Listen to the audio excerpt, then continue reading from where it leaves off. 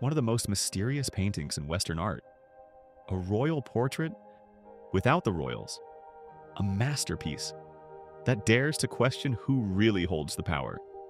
Diego Velázquez didn't just paint a scene, he painted a statement. And what he hid in this 10-foot canvas changed how art is understood forever. At first glance, Las Meninas looks like a normal portrait. A princess, her maids, a dog, a few noble onlookers. But the longer you stare, the stranger it gets. Why is the painter in the painting? Who is he painting? And why are we, the viewers, being stared at like we're the subject? Velázquez turned the canvas into a riddle with no clear answer. And that was the point. And the biggest mystery of all? It's who isn't there, but somehow is. In the back of the painting, a mirror reflects two ghostly figures, the King and Queen of Spain. But they're not in the room, or are they? Some experts say it's their reflection from the real world, from where you stand, meaning you're standing beside royalty, seeing what they see. Velázquez just made you part of the monarchy, but his most daring move wasn't the mirror, it was painting himself. In 17th century Spain, painters were seen as craftsmen, not artists, just laborers with brushes. But Velázquez wanted more. He wanted nobility. So in Las Meninas, he doesn't just show himself, he elevates himself.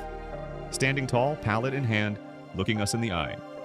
He's not just present, he's central. He painted himself as an equal to kings, and the secret on his chest would spark centuries of debate. Look closely at his tunic. A red cross of the Order of Santiago. A knight's badge. But here's the twist. Velázquez wasn't a knight when he painted this. In fact, he was rejected. Rumors about his bloodline blocked him. Years later, the king overruled the courts and made it happen. But the cross? It appeared after the painting was finished. Some say the king himself added it. Others believe Velázquez waited years, then returned to mark his triumph directly on the canvas. And it wasn't the only message hidden in plain sight. Velázquez plays tricks not just with mirrors, but with space and light. The door in the back leads your eye out. The mirror pulls you in. And every figure looks somewhere else. At each other, at you, at something outside the frame. It's a painting about being watched. And watching. Some characters are caught mid-curtsy. One man is frozen in a doorway, mid-step. The whole scene feels paused, like we're intruding on a moment that was never meant to be seen. But even that moment was carefully crafted.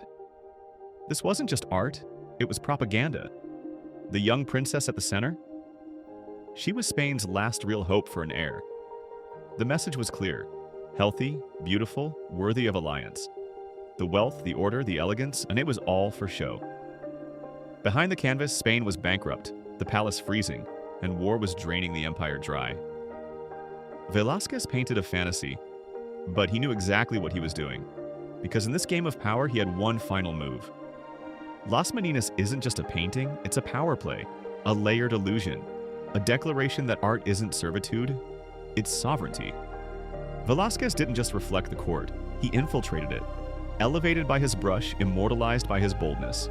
And centuries later, we're still standing where he placed us, shoulder to shoulder with kings,